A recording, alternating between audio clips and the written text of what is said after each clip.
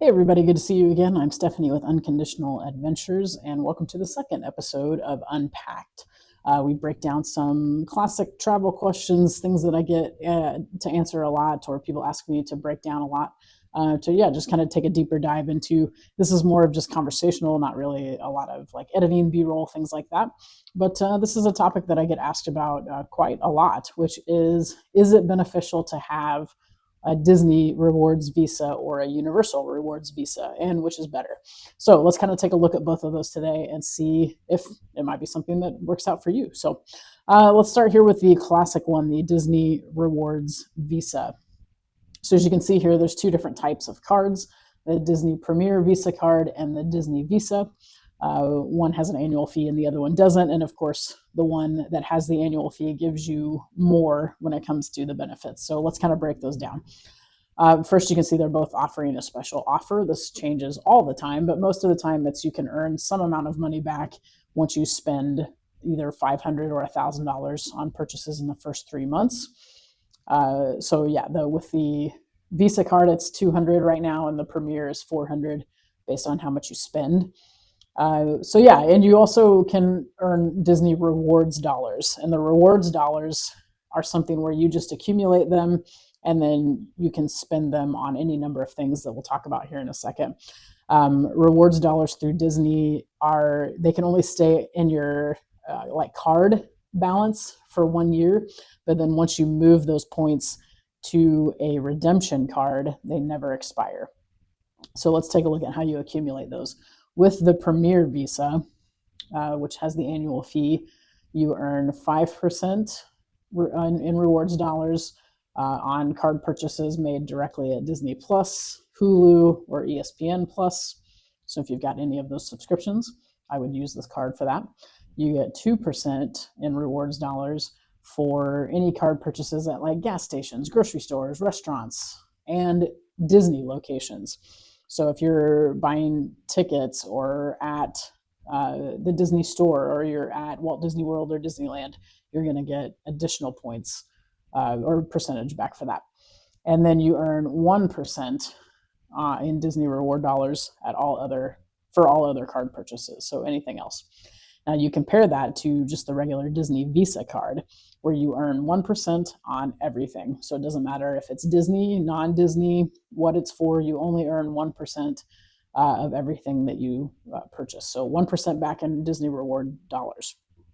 So they have this handy calculator here that you can actually put in basically kind of what you spend on everyday purchases plus what you spend on Disney purchases, and it will calculate for you, hey, if you have the Premier Visa card, you would get this much back in reward dollars, or if you have the regular Visa card, you would get this much back. Just a kind of an easy way to see, again, if you think this card would be worth it for you. One of the other benefits with the Premier Visa card is that you can use your like a pay yourself back program with airline miles. So anytime you buy airline tickets, airline purchases, you can use the pay yourself back program with the Premier Visa. You cannot do that with the regular Visa. But the pay yourself back program also works for like any kind of Disney vacation packages, things like that.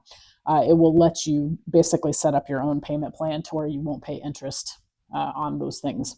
So that's something to certainly consider. And you can do that with the regular Visa card as well, just not on airline purchases. That's the advantage with the Premier Visa, is that if you buy airline tickets, it will also offer you that pay yourself back plan. You don't have to take it, but you certainly can, and try to save yourself some interest.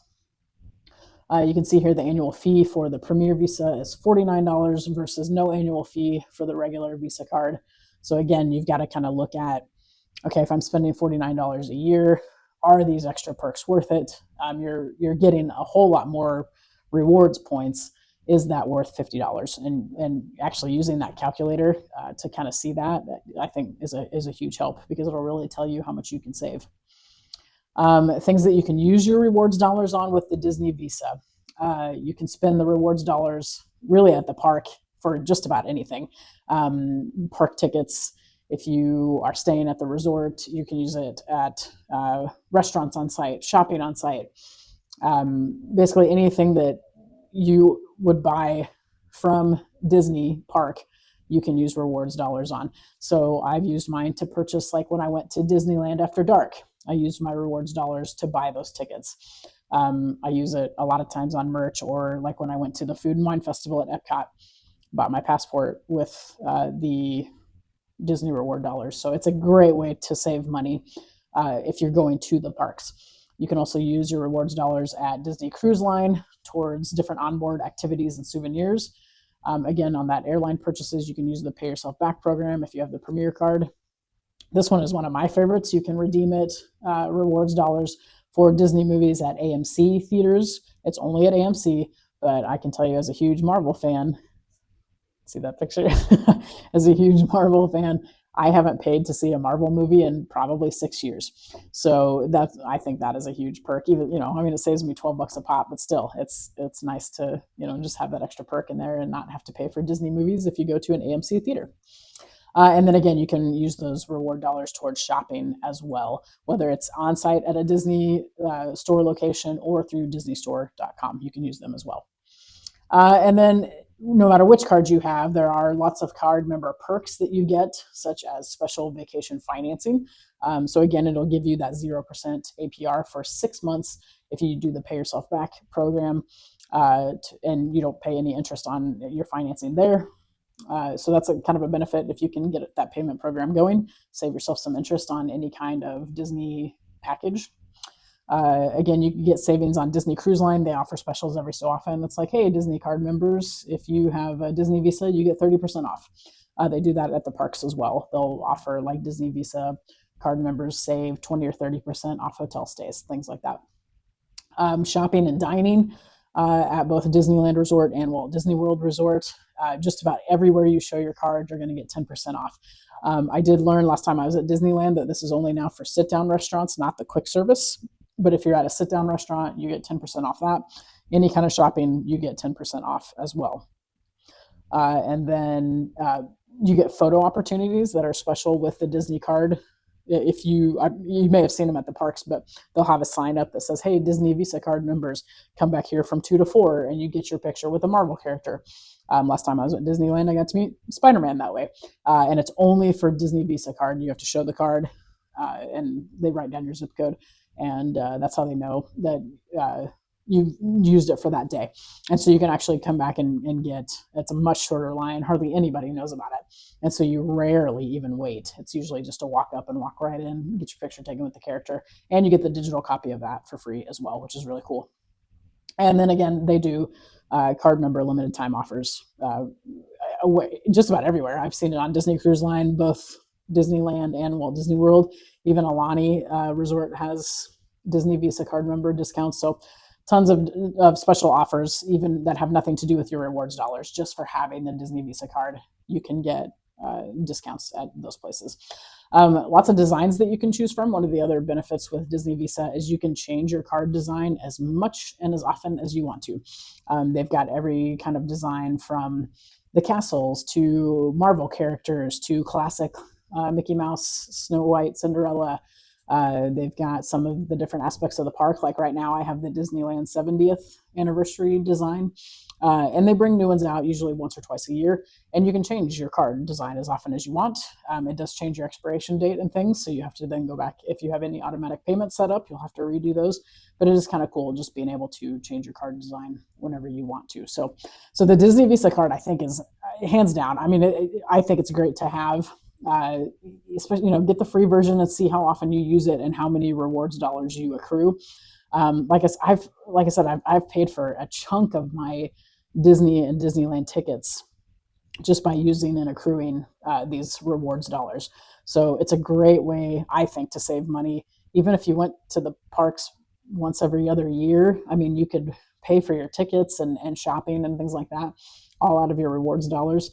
And again, if you get that free version, there's no fee to you, just paying interest on the things that you buy in the day to day. So yeah, it's definitely something I think everybody should look into if you are a Disney lover. Again, with those like free Disney movies at AMC and things like that, you could really save yourself some money just by using it for everyday purchases and accruing those points. So I think it's a great thing to look into. Like I said, try the free version and see if you use it a lot. If you find that you do and you want to accrue even more points, then you can look at the Premier, which has that $49 annual fee. So I think Disney Visa card has an amazing amount of perks. I think it's very well worth it. I would strongly suggest that you look into that if you do want to check it out. I will put a link to all of this information on these screenshots that you've seen, as well as a referral code to get your Disney Visa set up, because then you get something cool and I get something cool. So check that out and see if it's worth it for you.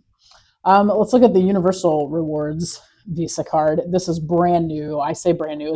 They're probably less than a year old. I got a Universal Visa like right after it came out. As soon as I got the mailer, I was like, "Ooh, this is new. I'm going to apply for it." So the Universal Rewards card kind of works in the same way. I'll talk about the details here, and then we'll kind of compare the two and what each one does well and what the other one does better. So let's look at the two different kinds of Universal Rewards Visas. Again, you've got your Rewards Plus, which has a $99 annual fee, or your regular Universal Rewards, which has no annual fee. So again, they are offering the same kind of thing. You get a statement credit based on how much you spend in the first 3 billing cycles, based on I think the regular, you earn 150 back as a statement credit on your Universal Rewards after the very first purchase within 3 billing cycles, versus the Rewards Plus, where you have to spend 500 and then you get 250 back. So they are offering that as a bonus gift to get started. Again, you get the same kind of thing here, 10% off select merchandise, food, and beverages, no matter which card you have. This has been good through any of the Universal theme parks, including Epic Universe, which just opened, and also City Walk in both Orlando and Hollywood. You got to show the card.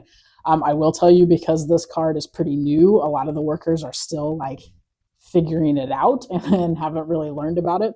So the nice thing that Universal has done here, if you spend or if you use your Universal card in a place that should give you the 10% discount for merchandise or food and beverage, and they don't because they don't know about the discount, Universal will actually credit that back to your statement. So I went to Epic Universe for some of the preview openings.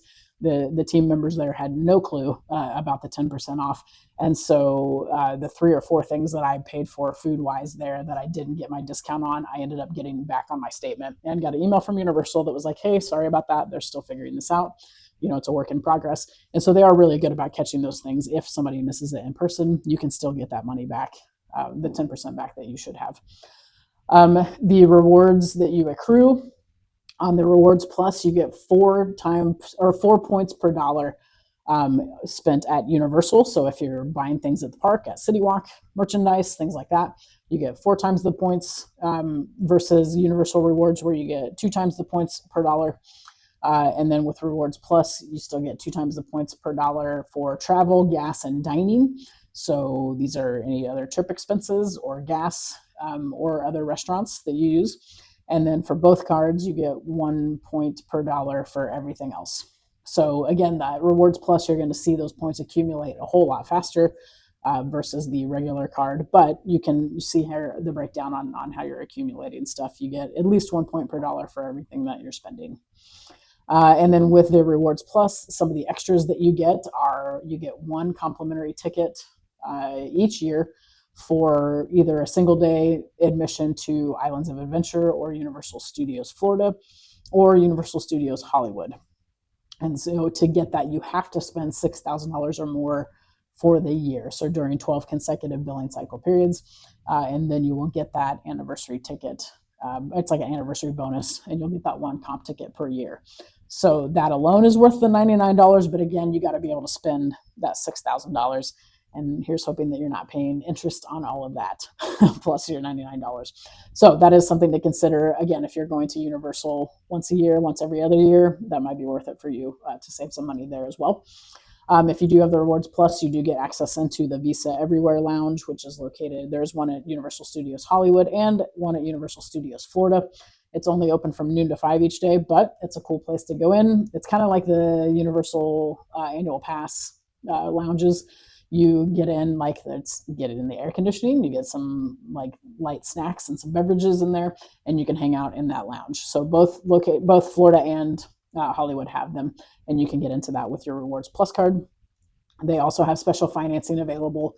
If you buy a Universal package, then if you spend at least $1,000 on it, they'll give you the 6 months of 0% interest. and then you can pay it back in that time frame, then you get 0% on that financing. So again, that's if you're going to buy a package, this may be worth getting the card before you spend the big money so that you can get that 0% APR for the first 6 months. Again, you'll see the $99 annual fee for the Rewards Plus, no annual fee for the regular Rewards card. Universal does not have as many card designs to choose from. There's only like 5, I think. 3 of them, like one, I have the Minions card. There's one that's just the Universal Florida Skyline that has the rides there. And Universal Orlando Resort, sorry. And then there is one that is a Velociraptor on the card. And then they have 2 Halloween Horror Nights cards as well that you can choose from. So the difference is here. You cannot change your card design anytime you want. Basically, what you pick is what you get until that card expires, and then you can pick a new one. And the way you accrue points is a little bit different here. Once you've gotten the rewards points on your statement with the Universal Visa, then you have, again, 1 year to move those points onto what looks like a Universal Rewards points kind of credit card.